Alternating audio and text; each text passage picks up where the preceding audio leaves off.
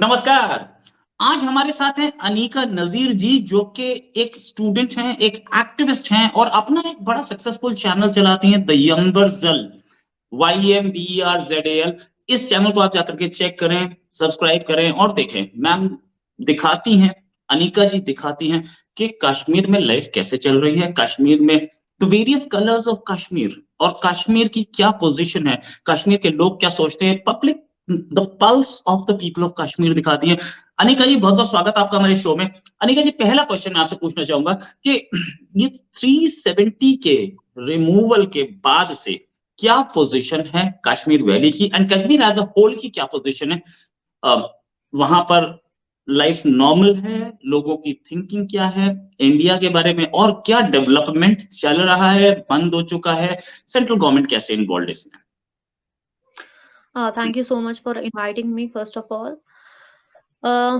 जब जहाँ तक नई चीज़ों की इन्वॉल्वमेंट की बात है, जब कोई नई चीज़ सामने आती है, तो आई थिंक आम लोगों के लिए एक्सेप्टेंस बहुत मुश्किल होता है, एक्सेप्ट करना किसी चीज़ को और वो भी जब आप उस ज़ोन में रहते हों, जहाँ एक अलग ही इफ़ेक्ट रहा हो बहुत टाइम से, बहुत सारे सालों से। तो आर्टिकल रिमूवल शायद बहुत सारे लोगों ने पहले एक्सेप्ट नहीं किया था, काफ़ी हद तक। बट इंसान जब तक किसी चीज़ को एक्सपीरियंस नहीं करता, तब तक वो उसके बारे में नहीं जान पाता।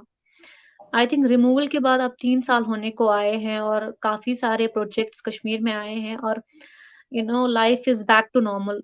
जस्ट बिकॉज़ रिमूवल के बाद साथ ही कोविड हुआ तो एक न्यू नॉर्मल सिचुएशन पहले कश्मीर में स्टार्ट हुई। बहुत कोविड की वजह से बंद रहा काफ़ी टाइम तक, फिर धीरे-धीरे से रिस्टोर लाइफ हुई फिर से और लोगों का तब तक सारा ध्यान जो है वो अपना जो लाइफ है रिस्टोर करने में लग गया था। और फिर जब काफ़ी सारे प्रोजेक्ट्स भी आए और काम शुरू हुआ और यूथ का इन्वॉल्वमेंट डिफरेंट प्रोग्राम्स में हुआ तो people started to some extent they have accepted it कि हाँ, ठीक है, अगर कुछ अच्छा हो रहा है, अगर हमारे बच्चे स्टून पेल्टिंग में नहीं जा रहे या ऐसे कामों में नहीं जा रहे हैं जो उनको हार्म करे, something good is happening around us. तो यही सिचुएशन कश्मीर में भी हुई। पहले कोविड हुआ, उसके बाद लोगों ने अपनी लाइफ़ को रिस्टोर करने की कोशिश की, फिर धीरे-धीरे ट्रैक पे आए और यूथ इन्वॉल्वमेंट होने लगा, बहुत सारे प्रोग्राम्स होने लगे, तो यूथ का जो वो इंक्लिनेशन बहुत सारे प्रोग्राम्स की तरफ है, वो एक वाइड स्पेक्ट्रम पे देखने को मिला। चाहे वो एंटरप्रेन्योरशिप की बात हो, चाहे वो किसी कॉम्पिटिटिव एग्ज़ाम की बात हो या स्पोर्ट्स की बात हो, यूथ का इन्वॉल्वमेंट ज़्यादा रहा उन चीज़ों में। ऐसा बोला जाता है क्योंकि आप कश्मीर वैली से ही हैं, श्रीनगर से हैं, आप लोगों के बीच में से आती हैं, पल्स जानती हैं वहाँ के लोगों की। ऐसा बोला जाता है कि कश्मीर में जो लोग हैं वो इंडिया के साथ नहीं हैं, वो पाकिस्तान के साथ हैं, पाकिस्तान को फेवर करते हैं और ऐसी बातें पाकिस्तान के की तरफ से ही आती हैं। ये भी बोला जाता है कि वहां जो लोग मारे जाते हैं वो पाकिस्तान के झंडे में लपेट के उनको ले जाया जाता है। कितनी सच्चाई है इसमें? अगर हम अब पिछले 3 डेकेड्स की बात करें, शायद यहाँ पे वैसा कुछ माहौल होना आई थिंक एक्सपेक्ट कर सकते हैं कि हाँ, था यहाँ पे बहुत सारे स्टोन पेल्टिंग भी होती थी, प्रोटेस्ट्स होते थे। But to some extent people realise that कि that is not helping us in any way. वो हमारे बच्चों को बहुत खराब कर रहा है वो चीज़।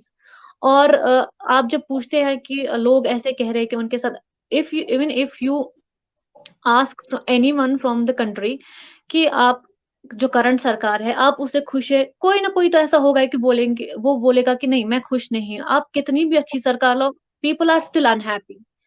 तो it is the liberty of the people of our country कि वो कंप्लेन करे, वो क्वेश्चन करे। द मैटर इज़ हम लोग पूछ क्या रहे हैं उनसे? अगर आप एक इंसान को पूछते हैं कि आप करंट सरकार से खुश हैं? वो बोलेगा नहीं मैं नहीं हूँ। फिर आप उसको पूछो आप आपकी हेल्थ जब आती है, आप गोल्डन कार्ड यूज़ करते हैं? वो बोलेगा हाँ। आप उसको पूछोगे कि आप पीएम स्कॉलरशिप आपके बच्चों को मिलती है? वो बोलेगा हाँ। तो we have to ask the right questions first of all. Hmm. वो मैटर नहीं करता है कि मैं ज़बान से क्या बोल रही हूँ। मैं कौन से प्रिविलेजेस यहाँ पे ले रही हूँ गवर्नमेंट की तरफ से, दैट मैटर्स। क्या मुझे कोई फ़ायदा मिल रहा है गवर्नमेंट से? That matters. हुँ, तो वही यहाँ पे भी हुआ, बहुत टाइम तक वो अनरेस्ट जो रहा कश्मीर में। अगर पहले की बात भी करें, स्कूल 10 दिन स्कूल जाते थे या 1 दिन स्कूल जाते थे, 3 दिन बंद होता था, कोई हड़ताल कॉल आ जाती थी। तो आई थिंक पेरेंट्स ने, बहुत सारे लोगों ने, आई थिंक यूथ ने भी टू सम एक्सटेंट ये रियलाइज़ किया कि this is not helping us in any way. हुँ, एक एज में आने के बाद, एक अडल्टहुड में आने के बाद आपको सबसे बड़ी परेशानी ये हो जाती है कि मेरा करियर कहाँ जाएगा अब, या मैं कैसे कमाऊँगा या मैं कैसे कमाऊँगी? आगे मैं क्या करूँगी लाइफ़ में? तो जब वो वो थॉट स्टार्ट होना शुरू हो गया किसी लोगों के दिमाग में कि अब हमारी लाइफ़, क्योंकि कोविड आई थिंक एक रियलिटी चेक था लोगों के लिए, कि पूरा बंद हो गया and it was a natural thing. हुँ, तो आई थिंक शायद उस चीज़ से बाहर निकलने के बाद भी लोगों को ये समझ में आया कि no, we have to do something जो हमें हेल्प कर सके, हमारे बच्चों को हेल्प कर सके। जब दुनिया भर के बच्चे अलग-अलग फ़ील्ड्स में जा रहे हैं, कश्मीर के बच्चे पीछे क्यों रहे? Right, just because of violence. जबकि हुँ, कश्मीर एक वक़्त ऐसा था, कश्मीर की जो छवि है वो ऐसी थी कि यहाँ पे यकजहती, ब्रदरहुड, पीस सिस्टम की एग्ज़ाम्पल था कश्मीर। तो उसी आई थिंक उस चीज़ को रिस्टोर करने के लिए, उस पीस सिस्टम को रिस्टोर करने के लिए बहुत सारी वॉइसेज़ सामने आई आर्टिकल के बाद। और आई थिंक मैं भी उनमें से एक हूँ कि मुझे भी, जब मैं अपने एडल्टहुड में आई और अभी मैं ग्रेजुएशन ही कर रही हूँ, तो मुझे भी लगा ऐसा कि व्हाट आई एम जो मैं अपनी आँखों से देख रही हूँ, that is the real thing. मैं लोगों से क्या सुन रही हूँ, मुझे उस पे ध्यान नहीं देना जो मैंने नहीं देखा है, जो मैंने सुना है सिर्फ़ लोगों से, जो मैं खुद रियलाइज़ कर रही हूँ, I should believe that only. Right. In fact Pakistani side of Kashmir में अब तक ट्रेन नहीं पहुँची है, हॉस्पिटल्स नहीं हैं, इंजीनियरिंग कॉलेजेस नहीं हैं, रोड्स भी बड़ी मुश्किल से पहुँच रही है, वहाँ के लोगों के पास कोई जिसे बोलते हैं कोई राइट्स नहीं है, रहने के लिए एक कमरे में 20 लोग रह रहे हैं, 10 लोग रह रहे हैं, एक परिवार है, जिसके पास रहने के लिए जगह नहीं है। इंडियन साइड उससे फार बेटर है, ये बात पाकिस्तानी साइड के लोग बोलते हैं, पाकिस्तान के लोग बोलते हैं, और वो लोग बोलते हैं जो कि दोनों साइड को ऑफ कश्मीर को देख चुके हैं, बोलते हैं इंडियन साइड तो वाकई में स्वर्ग है। तो मैम एक क्वेश्चन और पूछना चाहूंगा कि क्या इंडियन गवर्नमेंट की तरफ से कोई प्रोग्राम्स ऐसे चल रहे हैं कि वहां के बच्चे एजुकेशन में आए, मतलब एजुकेशन लेवल बेटर ले पाए, रेस्ट ऑफ इंडिया में पढ़ें, फॉरेन स्कॉलरशिप्स मिलें, या उनको कहीं गवर्नमेंट जॉब्स के लिए या आर्मी में ले जाने के लिए तैयारी हो? जम्मू कश्मीर लाइट इन्फेंट्री में तो इनफैक्ट बहुत सारे बच्चे आते हैं वहां के।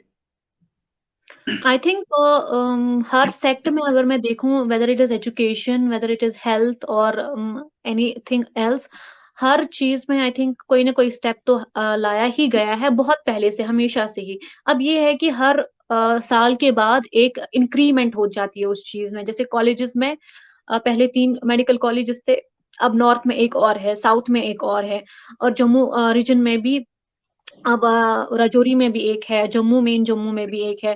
तो आई थिंक ये इंक्रीमेंट बढ़ता रहेगा। या हेल्थ के अकॉर्डिंग मैं बात करूँ तो देयर इज़ एक सहूलियत काइंड ऑफ जो है गोल्डन कार्ड की, कि फाइनेंशियल असिस्टेंस आपको मिलता है, या आपके पास गवर्नमेंट हॉस्पिटल्स हैं जिनमें आपका इलाज बहुत ही फ्री होता है। जहाँ आप प्राइवेट हॉस्पिटल में या नर्सिंग होम में जाते हैं या प्राइवेट किसी डॉक्टर के पास जाते हैं, वो आपको चार्ज करता है ₹300 और ₹500 पर चेकअप।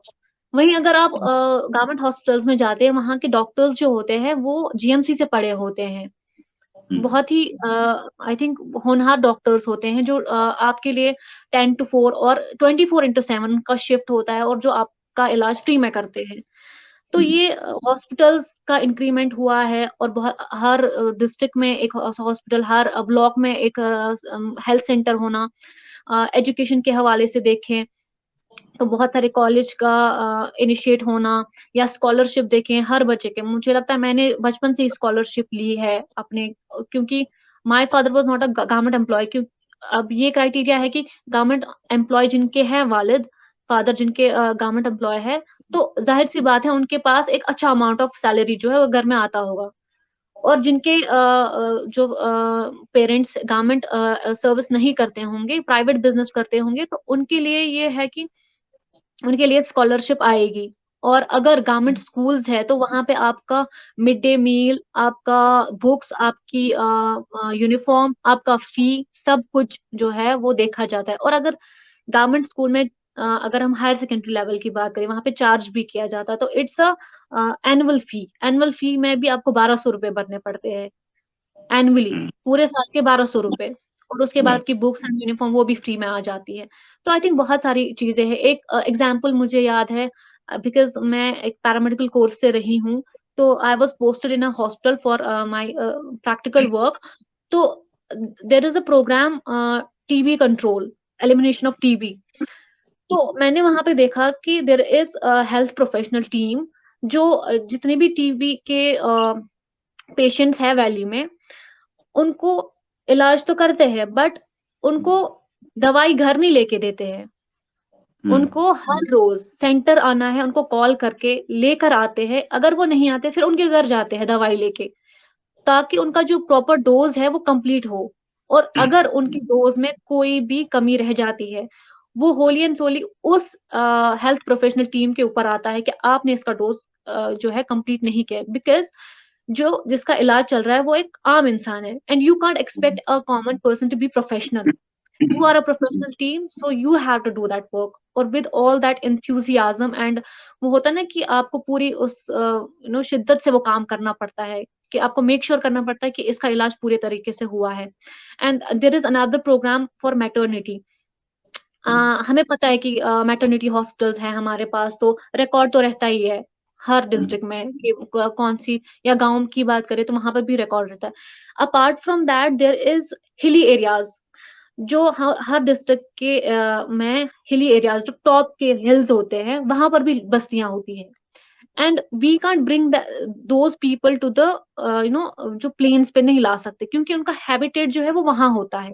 तो वहाँ तक गवर्नमेंट की सहूलियत पहुँचाना वो है ना कि शायद वो पीछे रह जाते हैं। तो उसके लिए भी एक प्रोग्राम है कि अगर मैटरनिटी के हवाले से देखें, तो उसमें क्या होता है, जो प्रेग्नेंट लेडीज़ हैं, अपर हिल्स में, जहाँ जो बस्ती होती है, स्नो जब भी होता है, अगर विंटर में किसी की डिलीवरी होने वाली है, तो वहाँ उन एरियाज़ में मैटरनिटी हट्स बनाए जाते हैं, जहाँ पे हर तरह के इक्विपमेंट्स रखे जाते हैं, सो दैट उनकी डिलीवरी जो है घर पे नहीं, बल्कि उन मैटरनिटी हट्स में हो। और इसमें proper guidelines again health team को दी जाती है कि it is your responsibility to to bring that patient to the maternity hut. क्योंकि बहुत बार ऐसा देखा गया है कि जो अपर हिल्स के जो में लोग होते हैं, वो बहुत डरते हैं और वो चाहते हैं कि घर पे ही डिलीवरी हो। But it is not possible क्योंकि वो पहले ज़माने में ऐसा होता था कि डिलीवरीज़ जो है वो घर पर ही होती थी। बट अब जो है बहुत चेंज आया है और आज बिल्कुल प्रोफ़ेशनली और पूरी मेडिकेशन के साथ जो है हर चीज़ होती है। तो एक प्रॉपर हेल्थ टीम जो है हर डिस्ट्रिक्ट में जो है वो सर्वे करती है, उन पेशेंट्स को मैटरनिटी हट्स तक लेकर आते हैं और एम्बुलेंस या कोई कोई भी ऐसी चीज़ जो वहाँ पे नेसेसरी हो स्नो में, क्योंकि वहाँ हिली एरियाज़ में आपने देखा होगा कि स्नो बहुत ज़्यादा होती है। इसलिए मैटरनिटी हट्स जो है बहुत ज़रूरी होते हैं और उनको ये बताया जाता है कि ये आप पर आएगा, तो आपकी ज़िम्मेदारी है कि उनको जो है मैटरनिटी हट्स तक आप लेकर आएँ। तो ऐसे भी प्रोग्राम्स हैं। या राइट। मेंटल हेल्थ को लेके हम बात करें तो उसके रिलेटेड भी काफ़ी सारे प्रोग्राम्स हैं। बहुत सारे ऐसे आई थिंक जननी शिशु सुरक्षा यही। और इसमें जो है डिलीवरी के बाद आपको एक पेमेंट भी दी जाती है, जो हुँ, प्रेग्नेंट लेडीज़ होती है।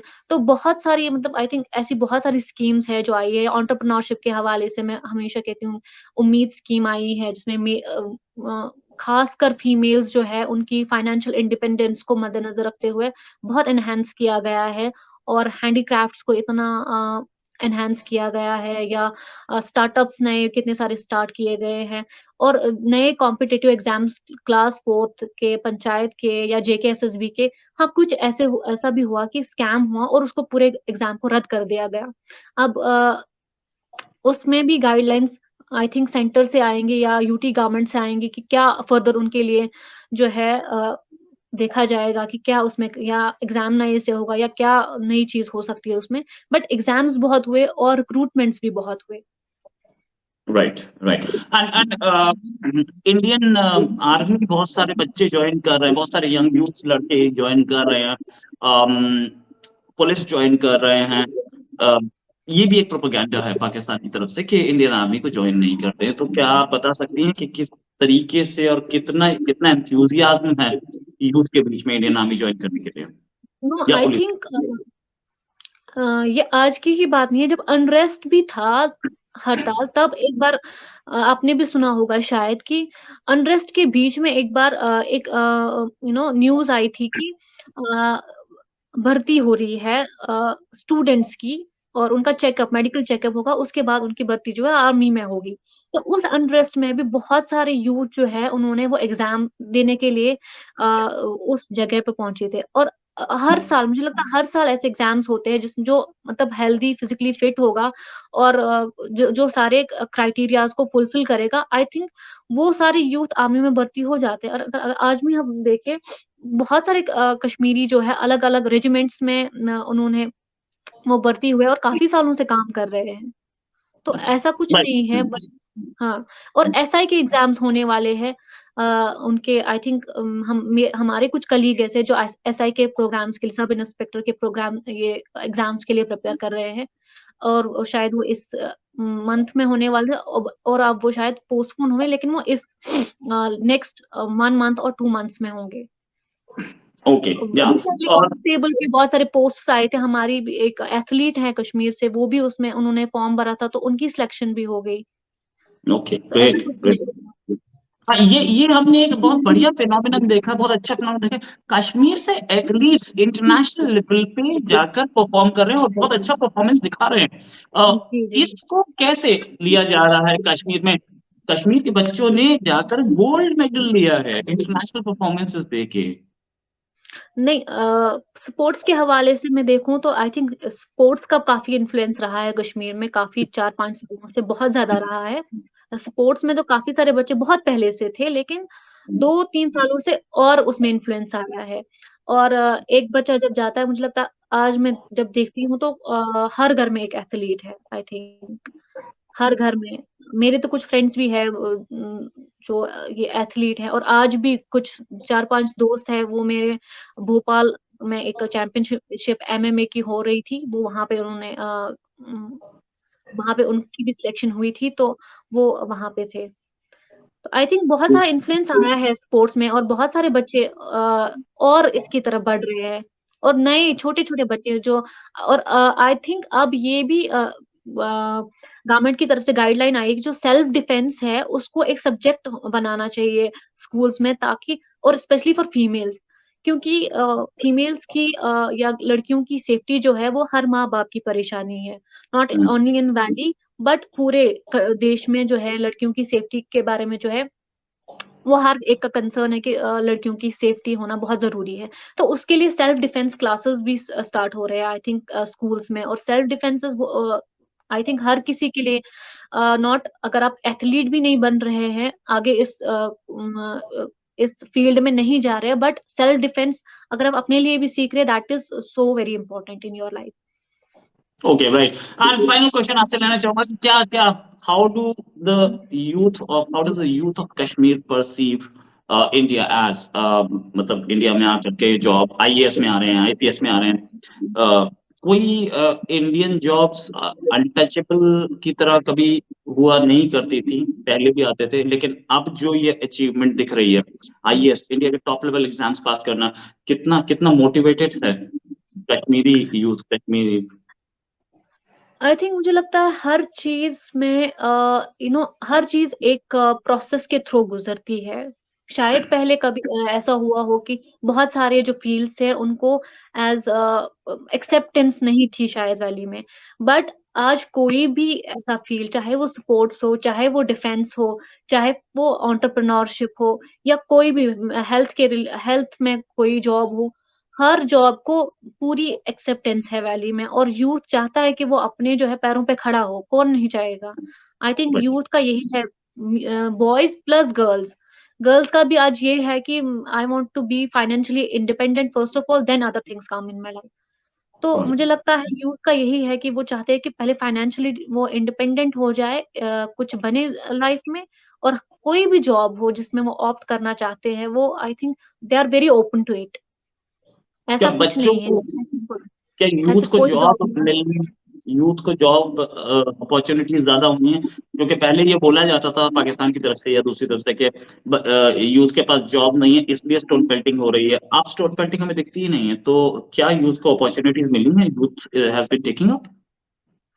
ऑफ कोर्स अपॉर्चुनिटीज तो मिली हैं एंटरप्रेन्योरशिप के हवाले से भी और बाकी सारे जॉब्स के हवाले से, बट मुझे लगता है कि पहले शायद ऐसा इकोसिस्टम था हमारे में जिसको इन्वेस्टिगेट नहीं किया जाता था, और जो हमेशा यूथ को एज अ पाउंड यूज करता था अपने पर्सनल इंटरेस्ट के लिए।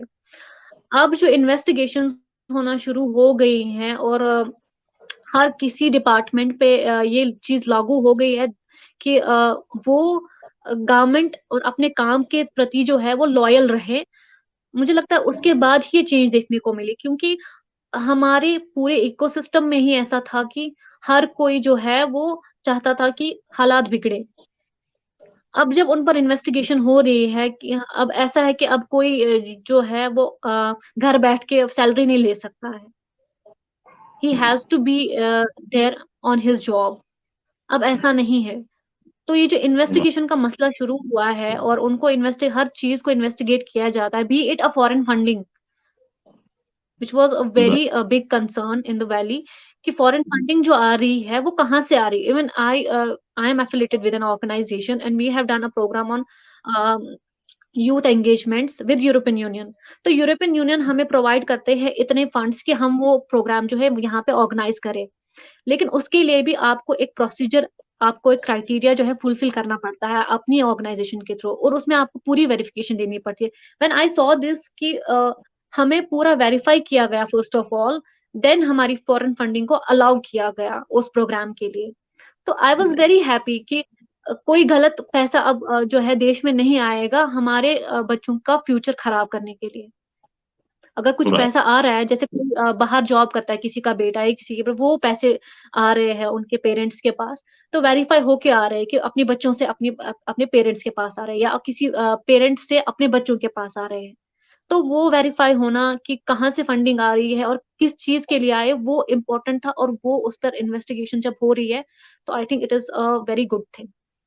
Okay, thanks a lot Anika Nazir ji, you doing a good job. आप बहुत अच्छा काम कर रही हैं। साथ में जो कश्मीरी यूथ के लिए या कश्मीरी बच्चों के लिए जो आप काम कर रही हैं, इंटरेक्शन, लोगों को वहां पर फैसिलिटीज दिलवाना, साथ में उनको राइट्स के बारे में बताना, बहुत अच्छा काम कर रही है। We are proud of you and आप जैसी लेडीज और भी चाहिए हमें, not only in Kashmir but in the rest of the country as well. Thanks a lot for joining us, और उम्मीद है मैम आपके साथ दोबारा एक डिस्कशन करेंगे अभी जल्दी ही में, क्योंकि बहुत सारी डेवलपमेंट्स चल रही है कश्मीर में, भी डेवलपमेंट्स चल रही हैं, अभी ठंड भी बहुत है। So thanks a lot for joining, और उम्मीद है जल्दी एक डिस्कशन करें। अभी के लिए नमस्कार, धन्यवाद। Thank you so much.